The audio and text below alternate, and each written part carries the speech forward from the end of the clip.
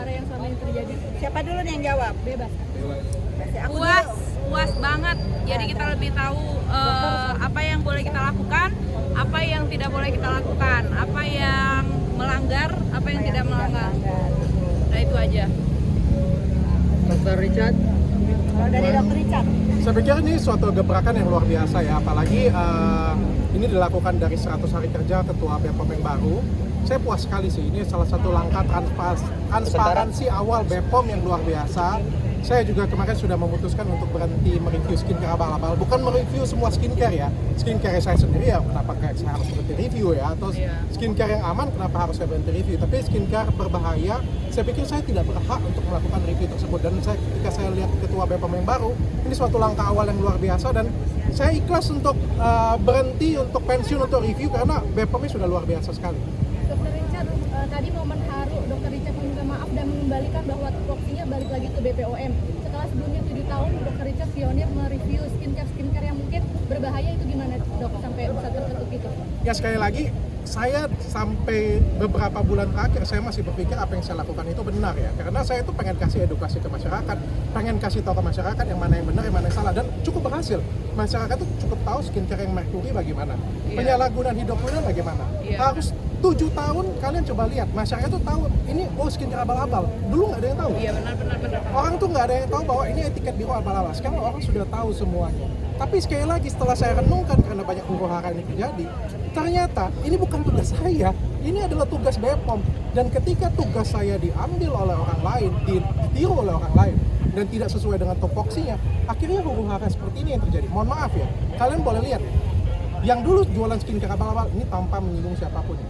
Yang dulu jualan skincare abal-abal, sekarang apa kerjaannya? Nge-review skincare abal-abal. Beneran, bahkan bukan dokter dulu jualan hidroquinone sampai 7%, sekarang kerjaannya apa? Nge-review skincare abal-abal. Bagaimana cara nyucinya? Kan saya juga jadinya, aduh kok cara saya ditiru Jadi untuk contoh ya? iya contoh, tapi tidak baik kan itu. Makanya saya bilang ini sudah nggak baik lagi, ini sudah tidak tepat lagi. Makanya saya bilang saya mundur dan saya mengakui saya salah. Ini pekerjaan bukan kerjaan saya, ini harusnya pekerjaan BPOM. Saya mundur dengan ikhlas, saya balikin semua itu ke BPOM. Dan saya harap BPOM juga bisa mengemban tanggung jawab ini penuh. Berarti dengan banyaknya oknum-oknum yang meniru Dr. Richard tidak menutup kemungkinan bahwa mereview skincare adalah menjadi ladang cuan, dok?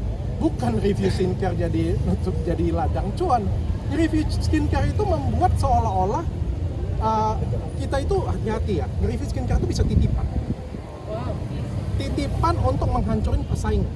Misalnya nih ya, satu ya, ada pesaing kita yang gede banget di daerah ini, itu kita bisa hancurkan dari kita review loh. Kita mencari kesalahannya, dan itu sangat, menurut saya tidak terafiliasi dengan siapapun, dan saya selama 7 tahun tidak membela siapapun, tapi di sini saya pengen tegak lurus. Tapi hal itu benar adanya terjadi, bahwa ada titipan, ada namanya teman, ada namanya. Saya tidak menjurus ke satu orang ya, karena kan ada banyak yang mereview seperti ini punya. Dan sekali lagi menurut saya ini tidak pantas, sudah tidak jelas lagi siapa review siapa. Yang lebih lucu lagi, yang review itu dulunya jualan skincare abal-abal. Saya keluar dari sini, saya balikin semuanya ke BPOM. Dokter, tadi sempat juga Kepala BPOM menyinggung soal transparansi dan juga skincare overclaim. Menurut pendapat dokter sendiri seperti apa mungkin ketanggapan dari Kepala BPOM tadi mengeluarkan statement soal transparansi dan juga skincare overclaim itu seperti apa, dokter? Selama ini yang bermasalah dari BPOM sebenarnya semua peraturannya sudah bagus, cuma komunikasinya ke masyarakat yang mungkin kurang ya. Saya nggak ada aturan saya, 7 tahun saya kasih edukasi, saya tidak pernah membuat aturan saya. Yang saya bacakan itu adalah aturan BPOM, artinya aturannya sudah bagus, tapi di masyarakat kurang baik nyampainya, cuma itu doang. Yang lain menurut saya sudah bagus banget. Nah ketika kita ada dialog terbuka seperti ini, menurut saya itu langkah awal transparansi yang luar biasa dari BPOM. Menurut saya itu sudah luar biasa. Sebagai pelaku usaha skincare, apakah nanti akan di produk-produk juga akan melakukan transparansi juga nih dokter sebagai pelaku skincare gitu untuk mempercayai konsumen bahwa ini tuh ternyata produknya tuh nggak overclaim atau mungkin ada transparansi di situ. Bagi saya, produk yang overclaim itu harus diteliti lebih lanjut, dan menurut saya itu adalah tugas dan tanggung jawab BPOM. Mohon maaf ya, saya ngomong di sini itu berdasarkan keilmuan ya. Yang pertama, lab yang periksa itu benar atau tidak. Jangan sampai lab yang periksanya tidak benar, tidak terakreditasi, dan masyarakat sudah huru-hara, sudah percaya. Yang kedua, belinya di tempat yang benar atau enggak.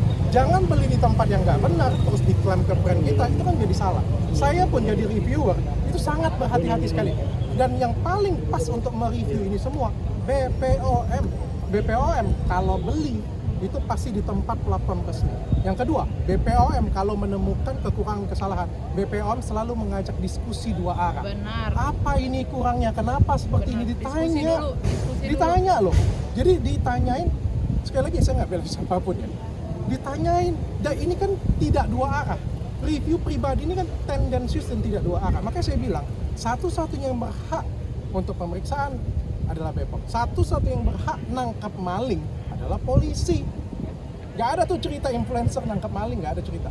Oke, Sebagai orang awam tentang dunia perskincarean atau mungkin bukan kasih lagi, gimana melihat Purwara selama ini? Saya di pihak netral ya, kita berdiri di Gedung Merah Putih, saya demi bangsa. Pertama-tama saya mengucapkan apresiasi terhadap adik saya nih ya, Dr. Richard, karena sebaik-baiknya orang yang baik itu adalah orang yang mengakui kesalahan. Dan kesalahannya itu disampaikan langsung di depan BPOM, karena memang tugasnya BPOM. Depan umum lagi. Depan umum ya, bagus, keren. Kedua, acara ini itu sangat menarik ya, dan saya rasa ini menjadi harus diumumkan oleh teman-teman media semua.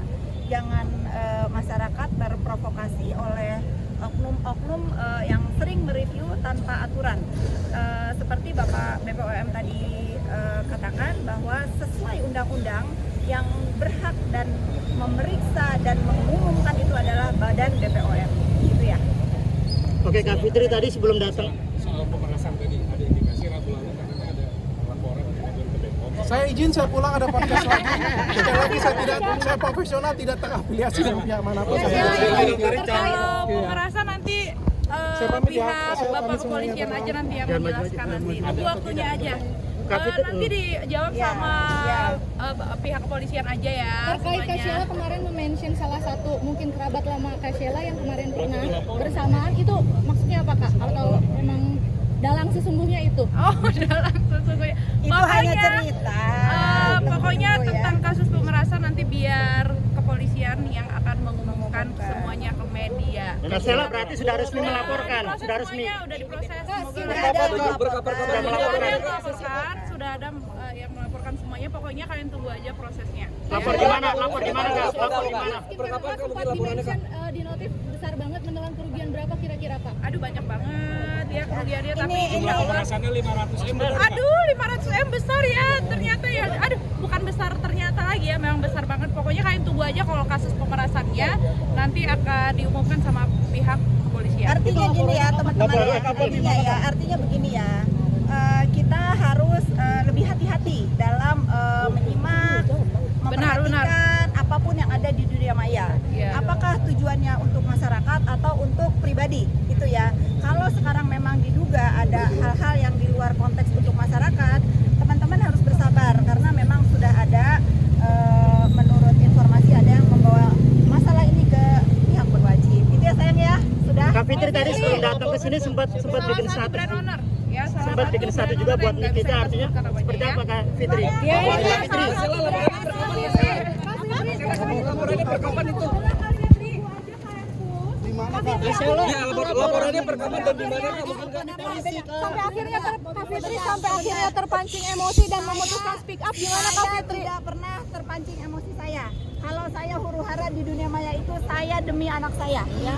Saya ibu yang membela harkat martabat anak saya, itu ya. Teman-teman Kak Fitri, Kak Fitri, soal tanggapan Sekarang sudah mulai mengeluarkan Nggak ada yang harus ditakuti di dunia ini selain Allah Subhanahu Wa Taala. Kak Fitri soal tudingan Kak Fitri. Ada pesan khusus?